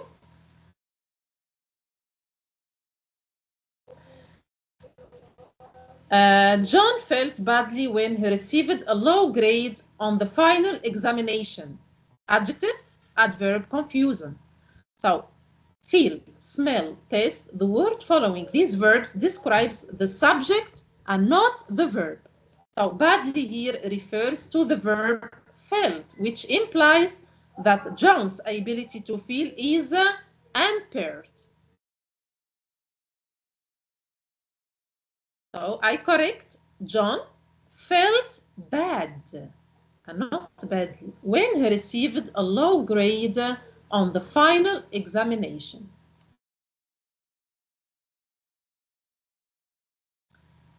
Another example, so there are no secrets between Mary and I. Pronoun case. Mary and me. So me is the object of the preposition between. Prepositions are followed by the object form of pronouns. So I correct. There are no secrets between Mary and me, and not I. Okay?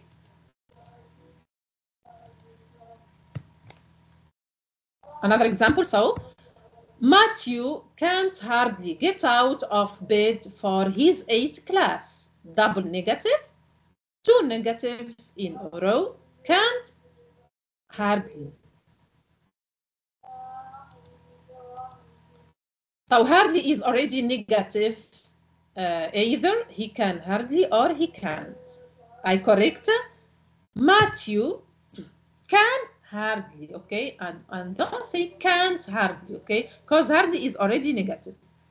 Get out of bed for his 8th class.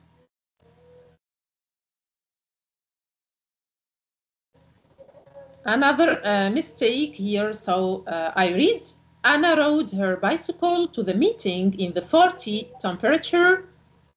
Everyone else either drove or stayed home. You have comma, splice. A comma doesn't correctly join two sentences or two independent clauses. You have two complete sentences here. So use a semicolon or a period rather than a comma. I correct. Anne rode her bicycle to the meeting in the 40 temperatures. So here you have semicolon. Everyone else either drove or stayed home. Okay, now let's move on to see job interview. And this part is very important, of course, okay? Number one, tell me about yourself. Do, okay. Second, to the point, be work specific. What learned from your past work experience? Do company research on what strengths and qualities this specific company is looking. Use the present past for future formula. Present, where you are now. Current job, passion. Past, how you got where you are now. Education. Past jobs experience. Future, use future to talk about future goals. Bonus point, if you are able to identify how the position you apply for aligns with how you envision your future. Question number 2, why should we hire you? So show that you are uniquely suited for the job. Show you know some significant details about the company. Tell a success story that highlights how your qualities. Don't be too modest. Don't sound too arrogant. So this is another good time to review the qualifications and the requirement in the job listing, so you can craft a response that aligns with what the interviewer is looking for. Question number 3, in your job interview, what is your greatest strength? So here, highlight a strength that is crucial to the position. Research the company. Don't be too modest or too arrogant. Attributes that will qualify you for the specific job and set you apart from the other candidates.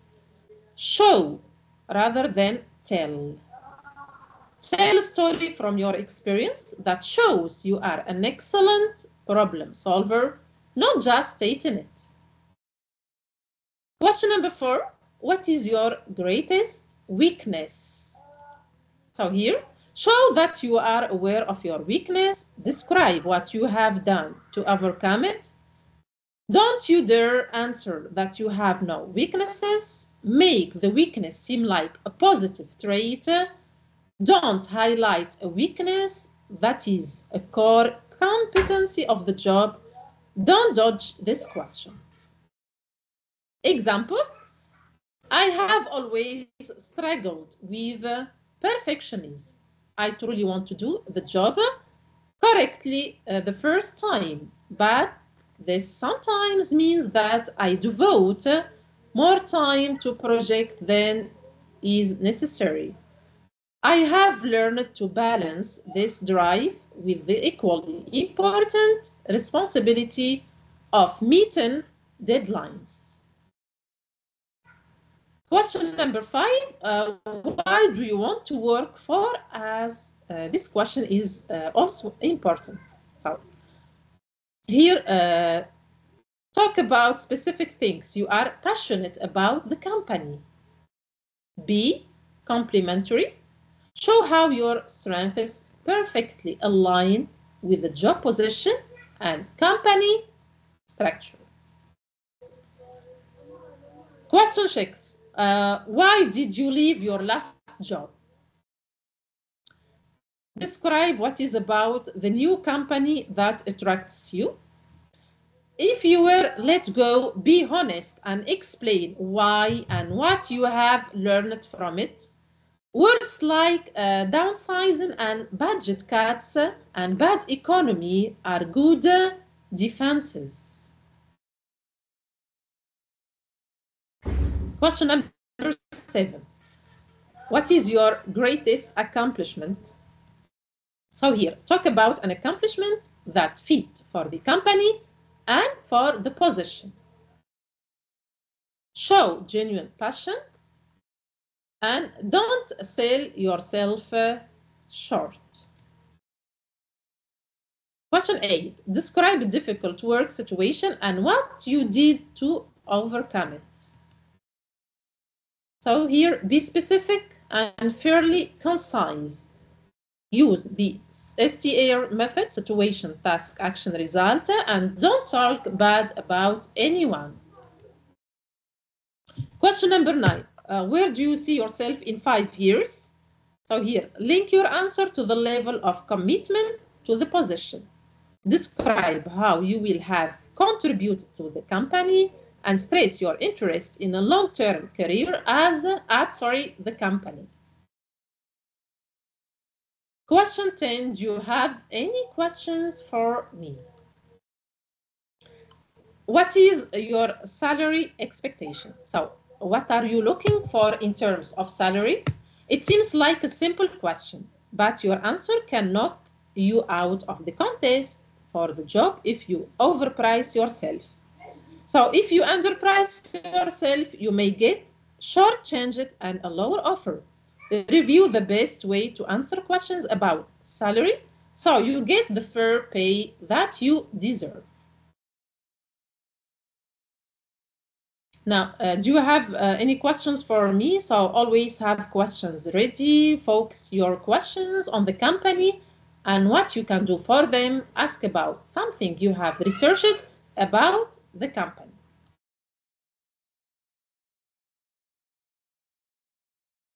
So here you have words to describe your personality. Of course, when attending a job interview, you have examples. Easygoing, which means a relaxed person who is easy to get along with. Hardworking, someone who works well and isn't lazy. Committed, a person who is loyal to a project or person. Trustworthy, someone who you can rely on. Honest, someone who tells the truth. Focused, someone who is not easily distracted. Methodical, a person who pays attention to details and works in a logical way. And proactive, someone who takes steps to complete tasks without supervision.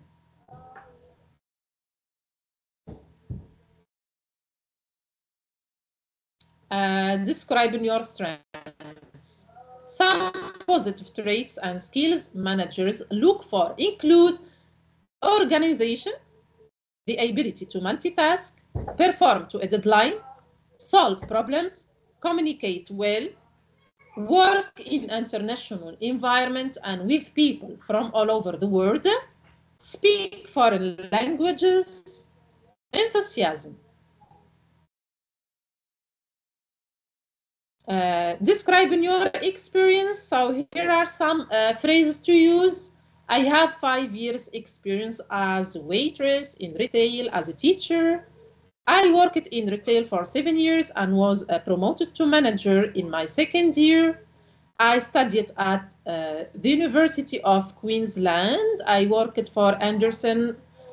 Be prepared to run through and explain the main points in your CV. Use the opportunity to elaborate on what is on your CV and give more details.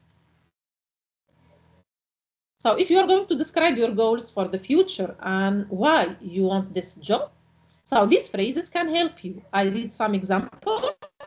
I'm looking to further my skills as, for example, barista in hospitality, as a child care worker in early childhood education. Here, I feel my skills set is a perfect fit for your team and I can contribute by.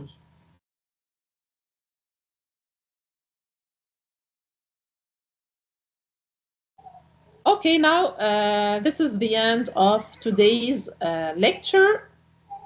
Now it's question time. Dear participants, now prepare your questions.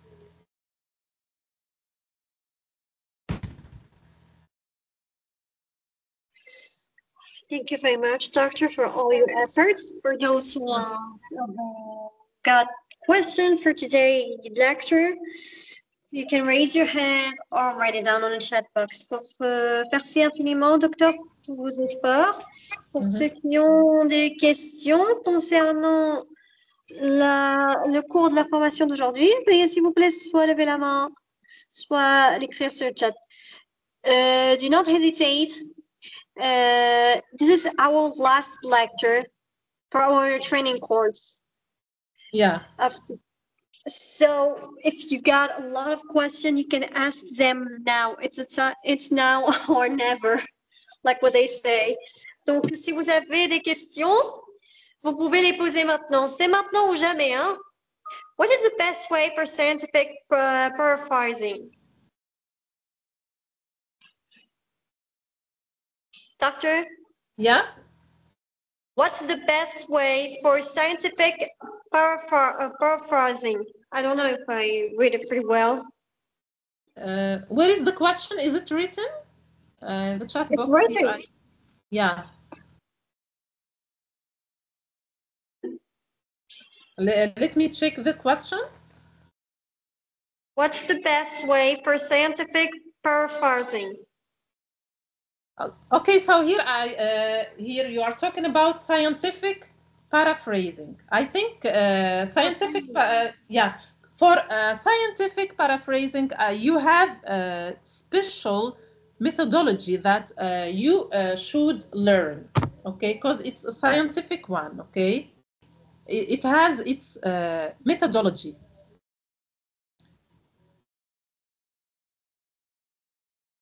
Yeah, you should learn this methodology, okay? Wonderful. For those who have questions for Dr. Souad, you can raise your hand or write it down on chat box. Pour ceux qui ont des questions à Dr. Souad, veuillez s'il vous plaît soit lever la main, soit l'écrire sur le chat.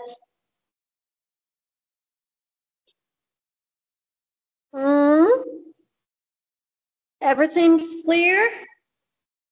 No questions? Tout est clair? Pas de questions? I'm waiting for your questions.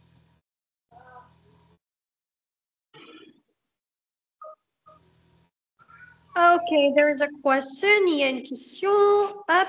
How to improve our communication skills? Communication skills. Yeah, it's a nice question. So as I said last time, okay, so to improve your communication skills, you should read English books, okay, magazines, articles, newspapers. You should also listen, okay, listen to music, so in English, listen to the news, okay, watch videos, watch movies, okay. You can also communicate with foreign friends who speak English. So all of this can improve your communication skills, okay? It's important to read and listen to in English. And you should practice English, of course, every day, okay? Because practice is important, okay? You practice communication. If you want to improve your English communication, you should practice English every day. Wonderful, splendid. For those who have questions, you can raise your hand or write it down on the chat box. Pour ceux qui ont des questions, veuillez s'il vous plaît soit lever la main, soit l'écrire sur le chat. Merci à votre université pour tout ce que vous avez fourni. Je vous en prie, Abdelhak. Okay, please provide us the PPT courses. Yeah, you will be provided via your emails. I think that we've sent you the PPT courses via emails. So check out your emails, please. You're welcome. Yeah, you are welcome.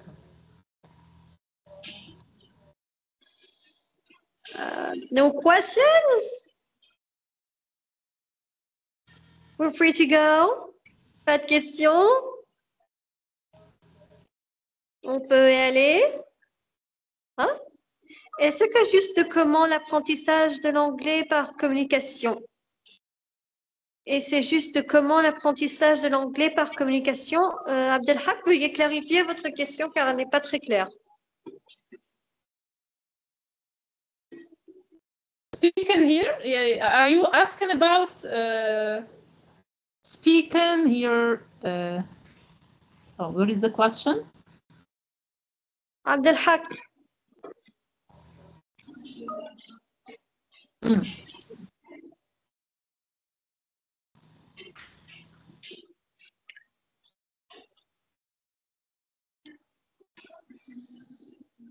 Okay.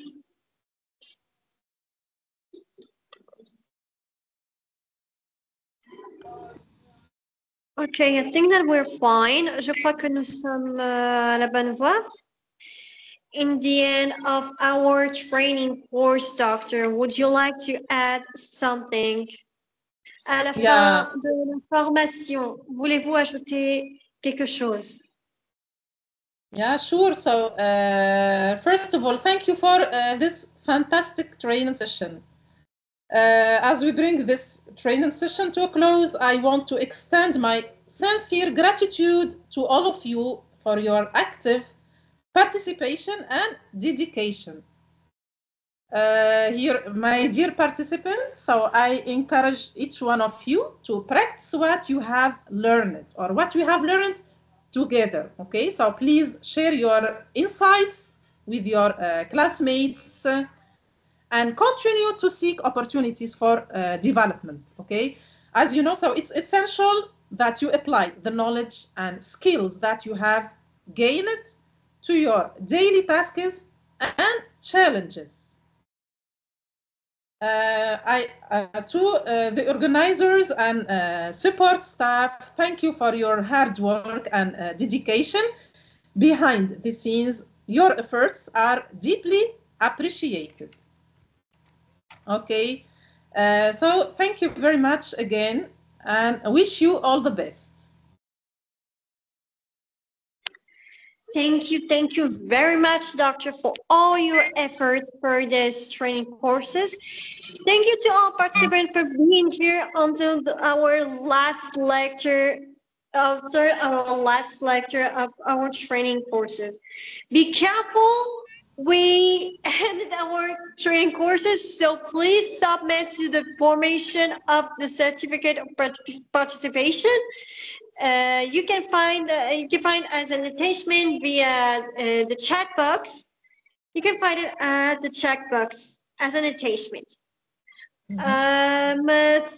Thank you very much for being here. Thank you for all your for all of you, and we'll see you in other activities and other training courses organized by the university. Merci infiniment à vous tous. Merci infiniment à vous, docteur, pour tous vos efforts pendant cette formation. Attention, la formation a pris sa fin. Veuillez s'il vous plaît vous inscrire via le lien envoyé sur le chat pour recevoir votre certificat de participation. Pas d'inscription, par certificat de participation. Vous pouvez également suivre les dernières actualités concernant les séminaires, formations, ateliers, concours et l'inscription au programme d'études de l'université via le compte officiel de l'université sur Facebook, le groupe WhatsApp des activités étudiants ou encore le site web. Merci à vous tous. Nous vous verrons, Inch'Allah, dans nos prochaines activités ou encore après quelques heures avec la formation des outils d'analyse du marché, ou encore demain, marketing digital, apprenez à programmer en Java, Microsoft 365 pour les utilisateurs finaux également, préparation à l'examen du DELF, découvrez les librairies Python ou encore le dernier cours de Python pour machine learning qui aura lieu la semaine prochaine à 18h selon l'heure locale de l'Arabie Saoudite, gestion de la performance stratégique, les meilleures pratiques pour une communication efficace et engageante et plein d'autres activités qui viendront organisées par notre université. Merci à vous tous. Nous vous souhaitons une excellente journée. Au revoir. Have a good day and goodbye to all of you.